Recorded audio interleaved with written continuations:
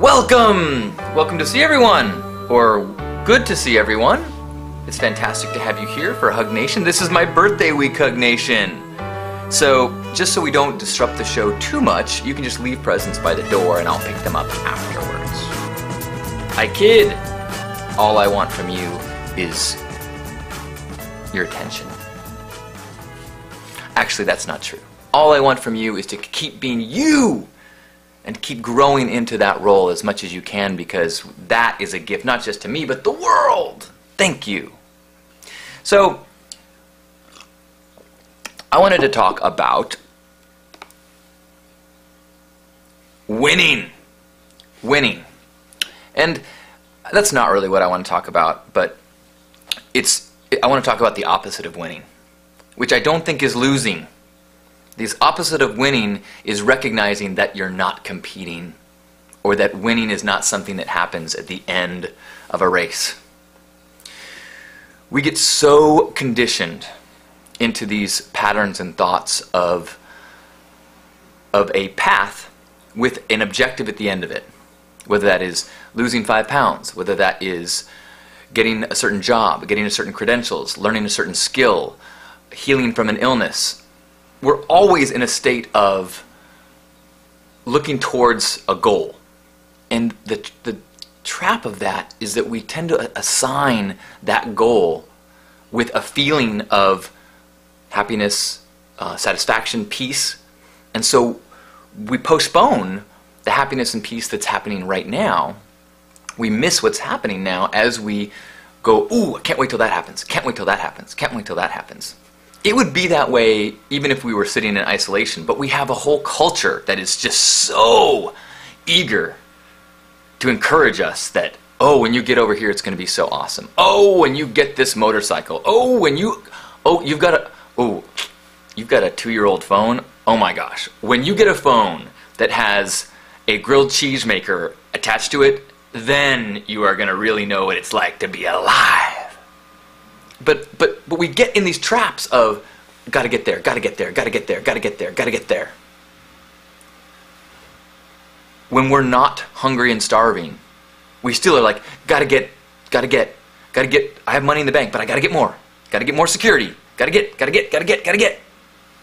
Dmitry Shapiro told me a metaphor the other day that I just really stuck with me. He says, we're all treading water, and everybody is paddling around trying to just get to the land. Some people get so aggressive about it, they're like pushing on other people's head trying to get to the shore, trying to make it. But life doesn't become blissful until you realize there is no shore. You're not going to get to the land and finally be like, I'm done, I made it.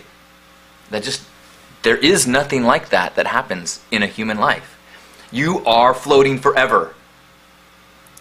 So, adjust your pace. Tread water. Do what you need to do to tread water. Start to get in tune with the way the current is going so you don't spend tons of energy swimming against the current. You can still go massive distances with a gentle treading water if you quiet yourself, let go of where you need to be, and allow yourself to be taken there. Not by an oppressive, socialization and culture, but by an internal voice, an internal guidance system. And if you don't feel it, then just tread water. Relax. Receive.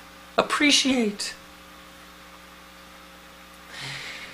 Who knows? Maybe you will be taken someplace amazing. And maybe as you're treading there, you'll realize, oh my gosh, the water is filled with awesome stuff.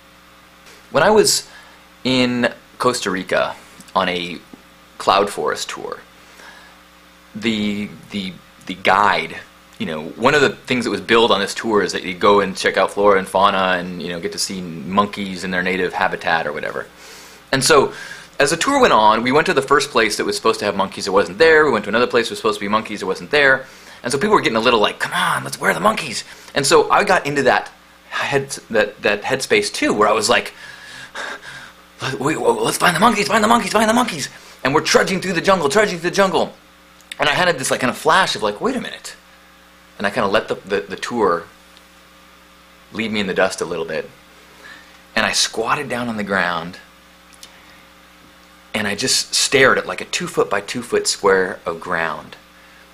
And it was so rich. There's like, half a dozen bugs, and there's a little leaf, little baby leaves coming up, and there's things dying, and there's a thing of mold, and there's this dark stuff there's just the whole world of worlds. And then I get even closer, and you can see the intricacy of these little bitty bugs, and maybe there's even some other little bitty bugs. And I know that if I had the tools, it would get even more and more and more and more, and there would be so much things to see in this 2 foot by 2 foot. And then I stood up, and I looked around, and it was dense jungle as far as I could see, which wasn't that far because it was so dense. But I'm thinking, there is so much just like wow in this 2 foot, and we're surrounded by it. And yet, I got caught up in it just like everybody on this tour got caught up with gotta find the monkey, gotta find the monkey, gotta find the monkey. And so the miracles of the world are just flying by. No one's paying attention to them. No one's stopping and smelling the flowers or putting their nose in the muck, because we have a predefined idea of what is winning.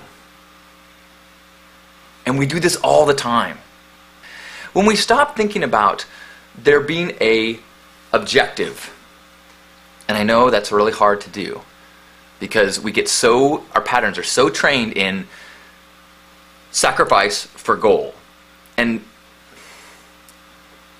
there's a reason, because the socialization comes from a power system that would love you to stay in the situation. The beautiful ideas of Jesus became a church that makes you sacrifice your now, sacrifice your power, sacrifice the gifts of the now moment to be in paradise after you die. That's the extreme example of that.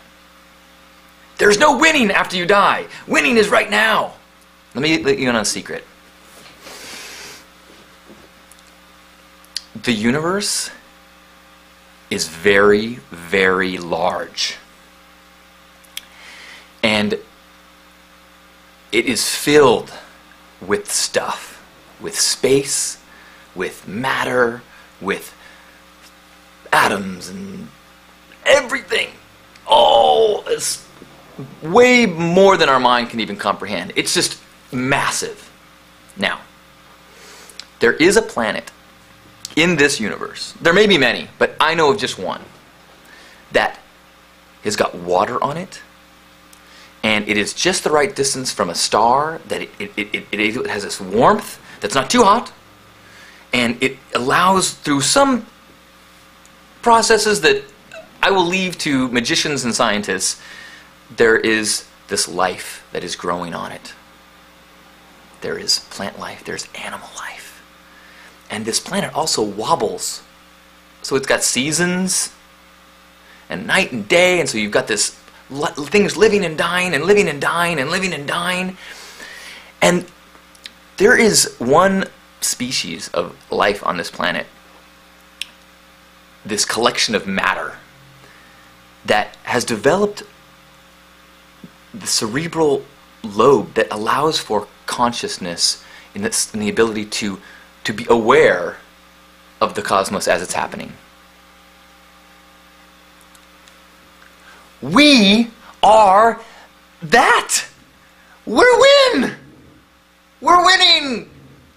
Being able to just be aware of the universe is so significantly massive of a triumph compared to anything else that we might be striving for. To think that we're ever in a state of loss, everything that we think sucks we're only able to perceive it because we are gifted this ability to perceive and to be conscious. Every human drama, every suffering, everything that we think sucks, we wouldn't even be aware of it. We would just struggle right through it. But we have a gift to enjoy the ride, or be scared on the ride, or be sorrowful on the ride, to have all of these things happening to us. That's winning. In a cosmic sense. And what's Many people that we define as winning are so focused on this future thing, when I get this, when I get this, when I, buy another 10 companies, when I, get the 37th house, when I conquer this oil field, that they, even though we think they're winning, that's the only way to lose. The only way to lose this game is to not be there while it's happening. The only real thing that we have is our perception of it. Everything else is just, symbols, pieces of paper, writings, things that, like, these ideas that we think matter, that think give us security. The only thing real for anyone is our own personal experience of the universe, of other people, and of our own spiritual, emotional connection to it all. So the drive to go, conquer, be, do needs to be shifted into an inward shift towards inward growth. And by growth, I really mean cleaning, stripping away, so that we can simply be in a state of appreciation and awe.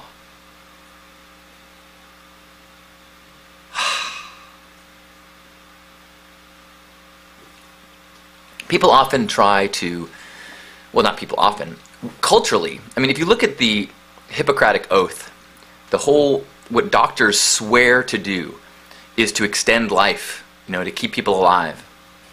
And we do not have a profession that swears to help people appreciate the life that they have, which is a totally skewed thing.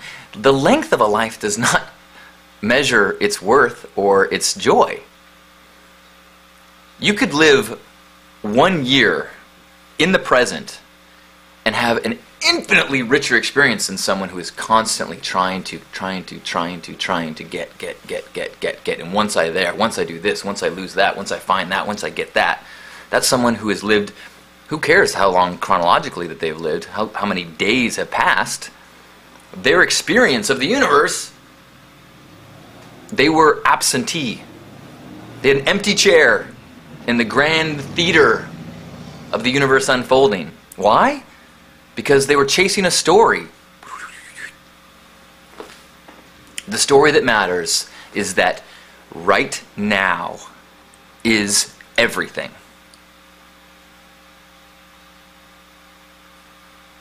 And in this now moment,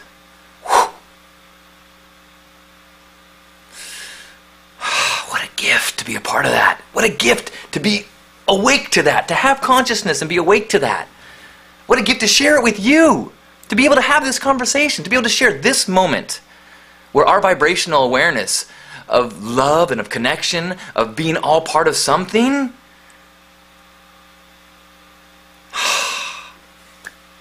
what a gift. Thank you for sharing this with me. Thank you for being this with me. Thank you for being you, as you are a part of all. I love you. Namaste.